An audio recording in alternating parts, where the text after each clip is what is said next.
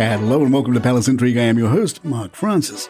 Several big stories again this morning. Harry has shared the exchange between Meghan and Kate over the bridesmaid dress. In Spare, Harry writes, Meg didn't reply to Kate straight away, as she had endless wedding-related texts, but mostly she was dealing with the chaos surrounding her father. So the next morning she texted Kate that our tailor was standing by. Kate, Charlotte's dress is too big, too long, too baggy. She cried when she tried it on at home.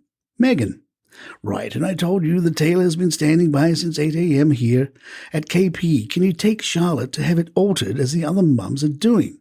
Kate, no, all the dresses need to be remade. Meghan, I'm not sure what else to say. If the dress doesn't fit, then please take Charlotte to see AJ. He's been waiting all day. Kate, fine. Another Kate versus Meghan story shared by Harry in the book takes place backstage at a Royal Foundation forum. Harry says, Meg asked to borrow Kate's lip gloss, an American thing. Meg forgot hers, worried she needed some, and turned to Kate for help.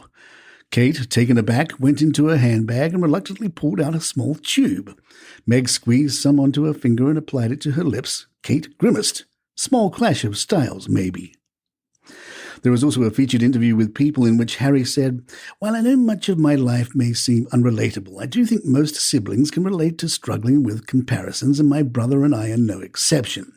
My hope has been to turn my pain into purpose, so if sharing my experience makes a positive difference in someone's life, well, I can't think of anything more rewarding than that. I have a beautiful and blessed life, one that comes with a platform, and with it responsibility that Meghan and I plan to use wisely. I feel I am exactly where I am meant to be and exactly where my family are meant to be. I don't think I could have written this book otherwise. The issue of People featuring Harry is due out Friday. Prince Harry has appeared on Stephen Colbert's late-night program. Fans attending the recording at the Ed Sullivan Theatre in New York City told DailyMail.com Harry answered a series of questions from the late-night host in his Colbert Questionnaire segment.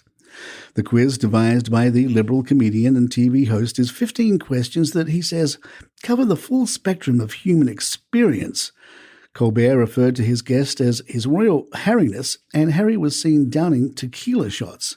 Prior to the appearance, Colbert had mocked Harry, saying Spare is available in hardback, audiobook, and commemorative plate, and promoted the interview by saying, Stock up on your corgis and steal a priceless cultural treasure from one of your colonies because the late show is going imperial. The Daily Mail reported Harry was accompanied by a guard carrying a Glock lock box used to carry his gun and ammunition. They add the prince was spotted earlier on Monday, leaving his luxury Manhattan hotel, where rooms start at $400, rising to $3,500 a night for a suite. There was no sign of his wife or children. Some reports suggested Meghan and the kids were at home. However, their home in Montecito, California, has been placed under an evacuation order with residents told to leave now. The Daily Mail reports the order came as a relentless string of storms has slammed the Golden State, swamping roads, battering coastlines with high surf, turning rivers into gushing flood zones, and forcing the evacuation of thousands in towns with histories of deadly mudslides. The Daily Mail's sources say the royal family is shocked and devastated by Harry, with one saying, He is on a path of self-destruction. There is so much vengeance. The late Queen would have been absolutely devastated. Palace Intrigue will be right back. The Mirror reported dedicated fans were seen queuing out on the streets to buy a hardback copy of Prince Harry's autobiography on Tuesday morning as it hit shelves at midnight. The Daily Mail reports a civil war has broken out. No, not among the royal family, but rather among the people on Goodreads. Per the Mail, currently 42% of reviewers rate Spare as a 5-star read, while half have given it the worst possible score of 1 star. But it seems most who have reviewed it did so before the book was even released, in a move that has transformed the website into an online royalist battleground between supporters of Prince Harry and those against him, who are now sniping at one another virtually.